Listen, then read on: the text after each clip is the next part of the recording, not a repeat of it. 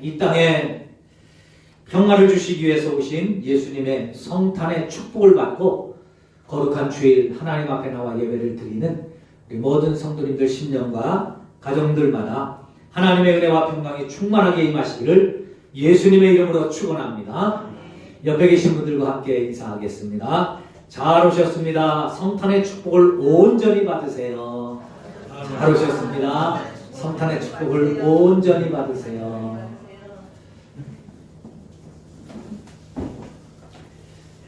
가슴에 손을 얹고 우리 자신을 이렇게 축복하겠습니다.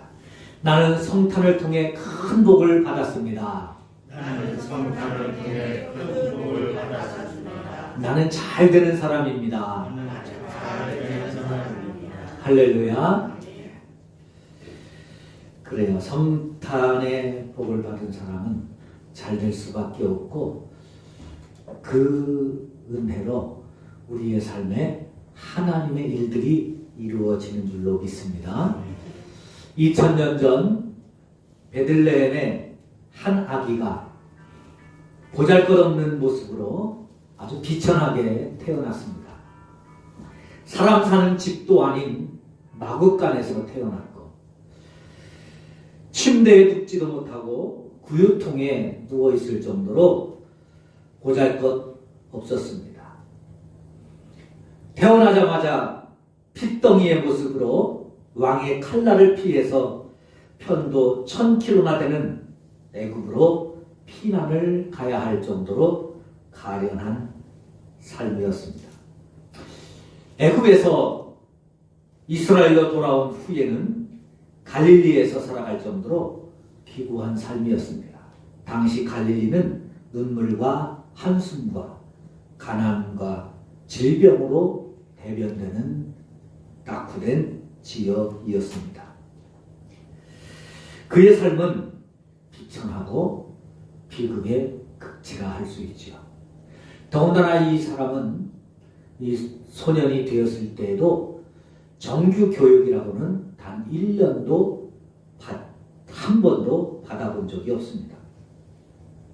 33년의 삶을 마치고 인생을 마쳤는데요. 33년 후에 그가 남긴 건 땅 한 평, 집 한 채 없이 아무것도 없이 심지어 묘지에 비석조차도 없이 세상을 떠났습니다. 그가 남긴 것이라고는 12명의 그를 따르던 제자들이었습니다.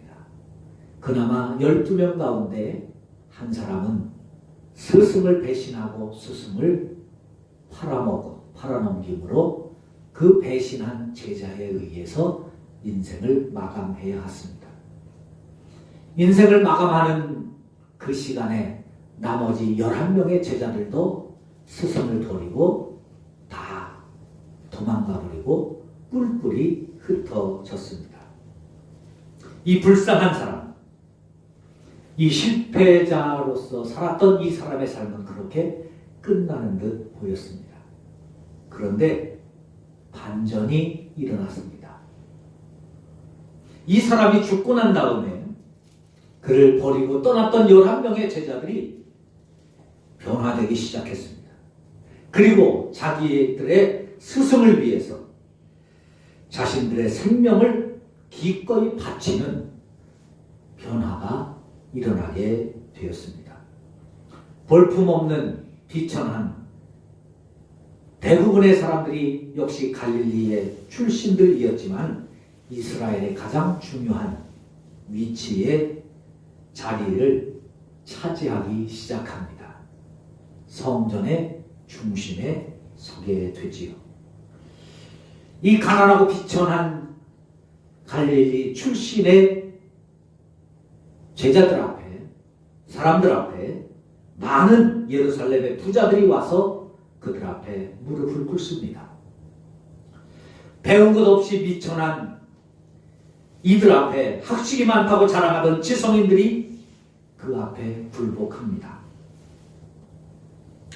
이들의 변화는 거기에 그치지 않고 목숨을 걸고 예루살렘에서 사마리아로 그리고 더 멀리 안디옥과 밤빌리아로 심지어 고린도와 당시 최고의 상업도시인 고린도와 아덴을 지나서 땅끝으로 여겼던 로마에까지 목숨을 걸고 복음을 전하는, 세계를 변화시키는 엄청난 역사를 일으키는 중심에 서게 됩니다. 도대체 그렇게 비천한, 실패한 것 같은 삶을 살았던 그분이 도대체 누구이기에, 어떤 분이기에 이렇게 사람을 변화시킬 수 있었을까요? 그분은 바로 우리가 믿는 예수 그리스도이십니다. 아멘. 이 땅에 오신 하나님의 아들 예수님이십니다. 아멘. 그분은 바로 나를 구원하신, 그리고 우리를 구원하신 나의 구원주이십니다. 아멘. 하나님의 아들이시고 나를 위해 기름 부음을 받으신 분이십니다. 아멘. 그런데 왜 그분이 살아계실 때 그렇게 수많은 기적을 베풀고 목이 터져라 외칠 때에는 변화가 없었는데 그분이 죽고 난 뒤에 이처럼 놀라운 변화가 일어났을까요? 그것은 바로 천국 복음 때문입니다. 천국 복음이 바로 그와 같다는 것이죠. 그 복음이, 말씀이 사람들의 마음에 떨어질 때는 싹이 나고 자라기까지 아무런 변화가 없는데, 일단 싹을 틔우고 자라기 시작하면 놀라운 변화를 일으키게 됩니다.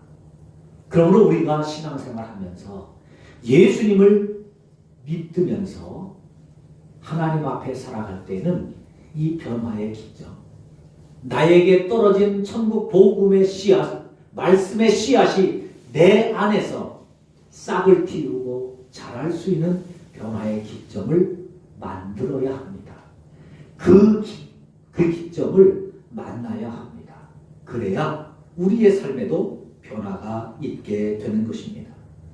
이 변화가 없으면 천국 복음으로 떨어진 말씀은 우리에게 축복이 아니라 오히려 저주가 되고 하나님의 심판의 잣대가 되어진다는 사실을 우리는 너무나 잘 알고 있지 않습니까? 2021년을 마무리하는 마지막 주일에 이 천국 복음의 능력과 가치가 우리 안에 새롭게 느껴지고 우리의 삶에도 예수님을 떠났던 제자들이 다시 돌아와 그들의 삶이 변화되었던 것처럼 2021년에 지금까지 믿어왔던 우리의 생활과는 다른 예수님이 더 뜨겁게, 더 간절하게, 더 귀한 믿음의 주님으로, 사랑의 주님으로 나를 이끌어주시는 구원자로 우리의 마음에 새겨지는 이 귀한 시간이 되실 수 있기를 간절히 바랍니다. 먼저 오늘 본문을 통해서 예수님은 그렇게 말씀해 줍니다.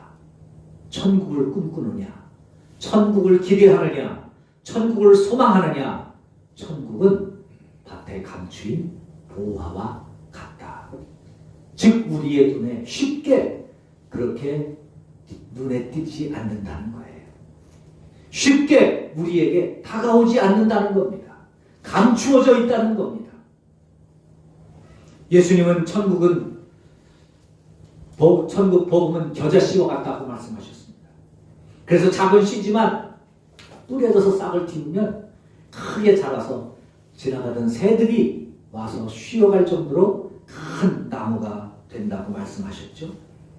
이 생명의 역사가 2000년 교회사 역사 가운데 계속해서 이어져서 그 생명의 씨앗이 저와 여러분들의 마음속에도 심기어졌고 우리가 이렇게 그 예수님이 나의 구주라고 고백하는 믿음의 나무로 우리 속에서도 자라게 된 줄로 믿습니다.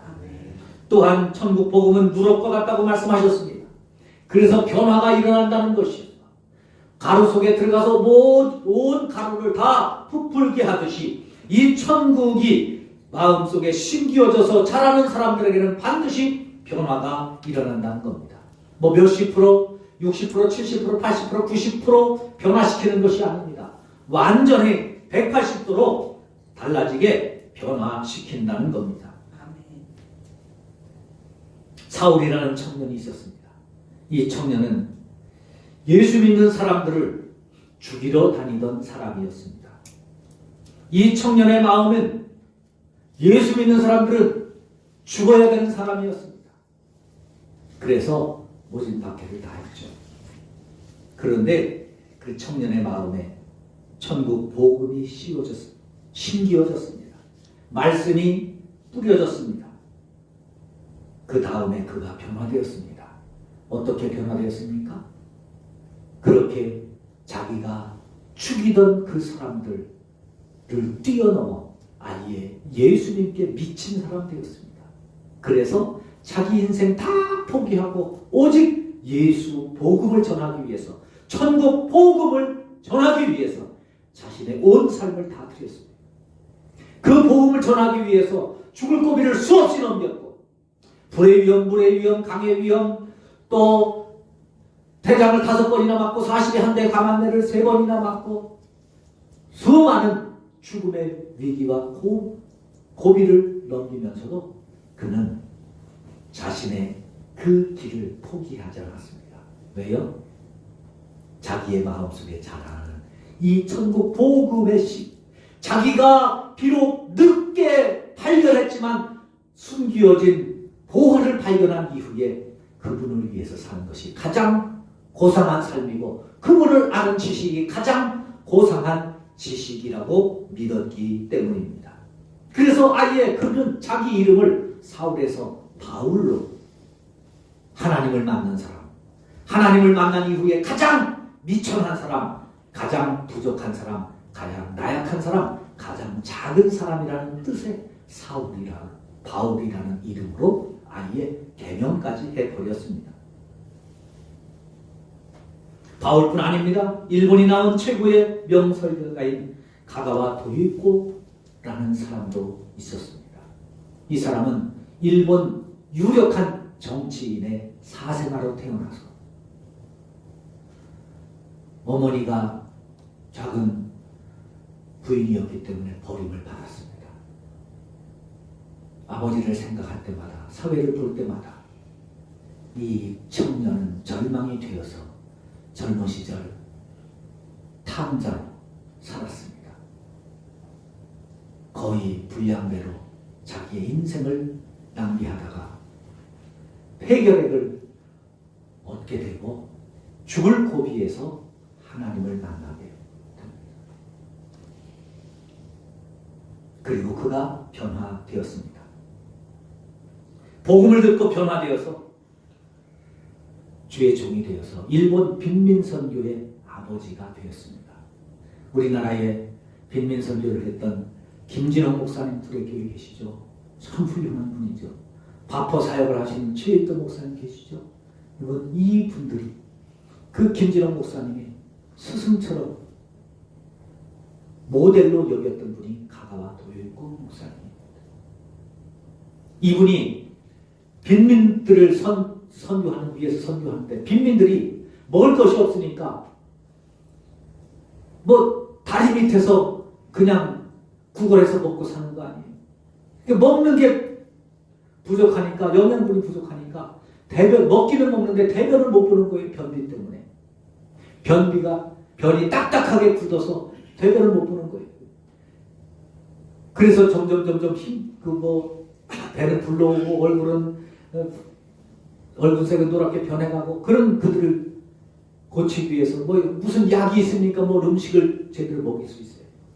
그가 해줄 수 있는 길은 그들이 대변을 잘 볼 수 있도록 도와주는데, 도와주는 길이 없으니까 그들의 항문에 손가락을 넣어서 대변을 손가락으로 파주는 거예요. 그런데 너무 딱딱하게 굳어있는 사람들은 그마저도 대변을 못 보는 거예요. 그런 사람들에게는 그 사람의 항문에 입을 대고 자기 침으로, 자기 혀로 그 항문을 핥아서 침으로 변을 녹여서 빼주었습니다. 그렇게 빈민선교를 하면서 변화되는 사람으로 살았습니다.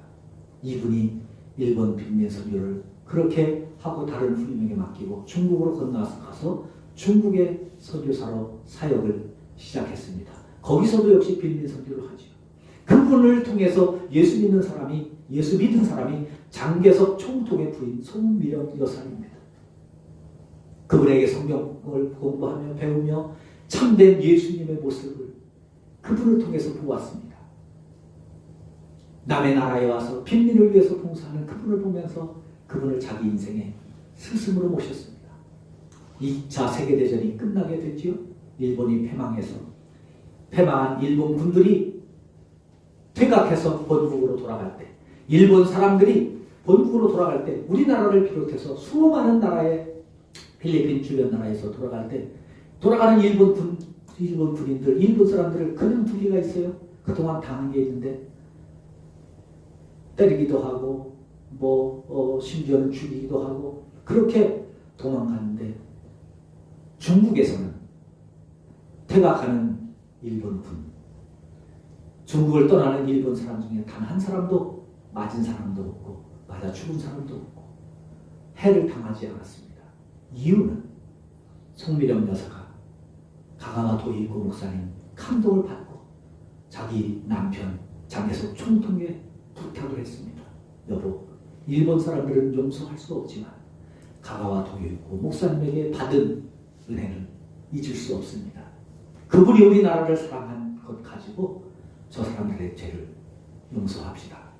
그리고 퇴각하는 일본인들에게 해를 가하지 말라고 명령을 내려주세요. 그래서 중국에서 2차 세계대전이 끝나고 장개석 총통이 내린 포구령 1호가 뭔지 아세요? 나라를 굳게 세우는 게 아닙니다. 퇴각하는 일본들에게 위해를 가하지 말라. 한 사람 가가와 도이 있고 이분이 복음을 듣고 복음의 부활을 발견하고 예수 믿은 이후에 그의 변화를 통해서 놀라운 이 역사가 일어나게 되었습니다. 사랑하는 여러분, 지금 코로나19로 지쳐가던 우리, 너무나 힘들고 고통스러운 삶을 살아가는 우리가 이렇게 힘들고 지친 이유가 뭘까요? 코로나 때문에 다가오는 경제입니까? 식당이나 관공서의 식당에서는 단 한 명의 코로나 환자도 나오지 않고 매일같이 아침 저녁으로 콩나물 시루처럼 오고 가는 지하철에서는 다 한 명의 코로나도 환자도 나오지 않고, 그런데 교회에서 밥만 먹으면 코로나 환자가 나오고 교회에서 예배 드리면 코로나 환자가 생기니 모이지 말라는 정부의 방역 지침 때문에 힘든 것입니까? 물론 그렇기도 하지요. 그러나 정작 근원적인 이유는 우리가 이 천국 복음의 보화를 발견하지 못했기 때문은 아닐까요? 코로나19의 위기라는 이 위기 속에서 천국의 기쁨을 잃어버리고 천국의 능력도 잃어버리고 천국 보화를 발견하지 못해서 매일매일 내 힘으로 내 능력으로 버티듯이 살아가야 하는 하나님 없는, 능력 없는 하나님을 믿고 살아가는 그 믿음 때문에 힘들었던 것은 아닐까요? 2021년을 마무리하는 이 시점에 우리의 생활 속에 우리의 믿음의 밭에 감추어진 보화를 발견하듯 천국 복음의 능력과 축복을 깨닫고 그 보물이 주는 기쁨을 회복할 수 있기를 바랍니다. 천국의 보화는 감추어져 있다고 말씀합니다. 감추어져 있는 것은 쉽게 발견되지 않습니다. 그러나 그 보화를 발견하기만 하면 그 속에서 주시는 엄청난 폭발력과 엄청난 축복과 엄청난 능력이 우리에게 있습니다. 천국이 보이고 영생이 보이고 우리의 삶의 희망의 길이 보여지는 축복이 바로 이 복음 속에 담겨져 있습니다.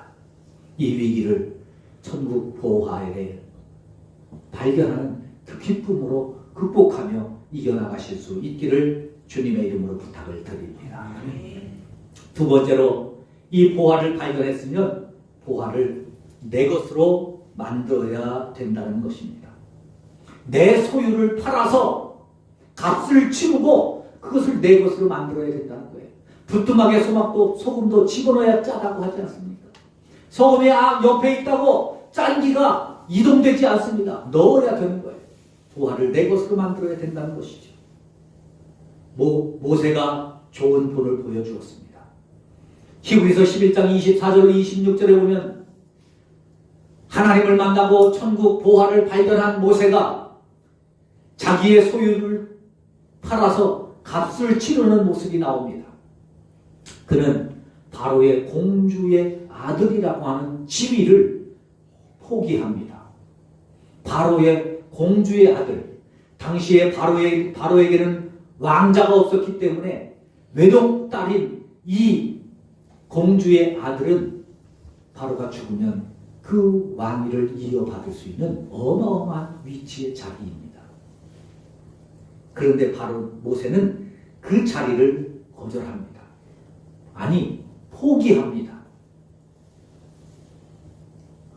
값을 치르는 것이죠. 또 모세는 한평생을 호의호식하며 인생을 즐기면서 살아갈 수 있는 어마어마한 그 권리, 낙을 누릴 수 있는 권리도 포기합니다.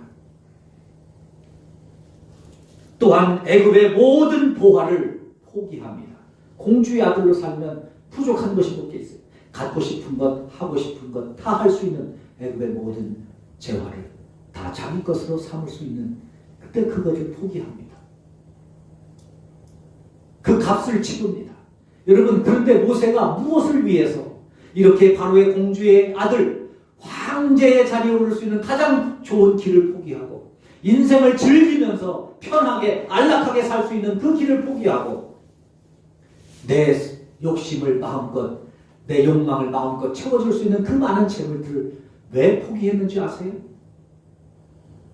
그 다음에 나오는 구절들이 우리를 기절하게 만듭니다. 바로의 공주의 아들의 자리를 거절하는 이유는 예수 믿는 사람, 하나님의 자녀라는 자리를 얻기 위해서입니다. 바로의 공주의 아들은 눈에 보이는 것들이 펼쳐져 있지만 하나님의 아들 된다고 보이는 게 뭐가 있어요? 보장된 게 뭐 있어요?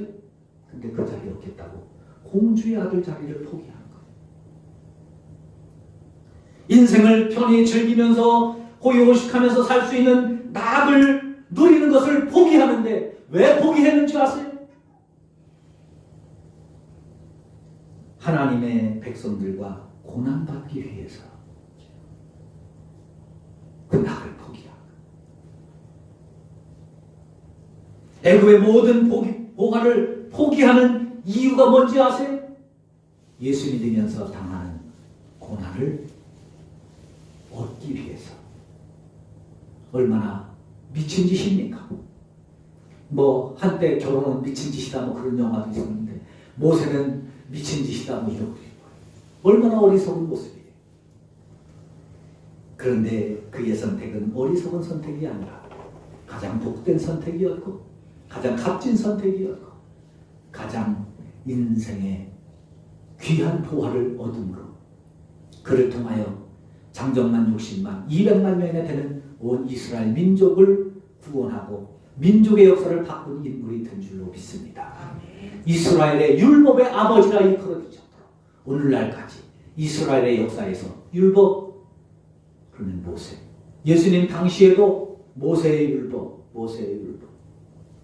그 정신적인 지주가 되었지 않습니까? 그가 포기했던 그 수많은 재물들이 있었지만 40년 동안 200만 명을 이끌고 그 사막을 헤매는 가운데 단 한 사람도 굶주리거나 굶어 죽는 사람이 없도록 먹이고 입히고 했던 그 능력의 기적. 그의 손으로 홍해를 가르고 그의 손으로 반석에서 물을 내는 그 놀라운 역사를 일으키는 믿음의 주인공이 되었지 않습니까? 믿음의 값을 치루었던 모세, 그와 같은 보물을 얻었습니다. 아브라함도 마찬가지입니다. 아브라함도 천국 보화를 발견하고 그것을 내 것으로 만들기 위해서 그는 한없는 값을 치르게 됩니다. 100세에 얻은 아들, 단 하나밖에 없는 25년을 오매불망 기다려왔던 그 아들, 독생자, 독자, 외아들, 그 이삭을 번제로 드리는 값을 치릅니다. 아들을 팔아버립니다.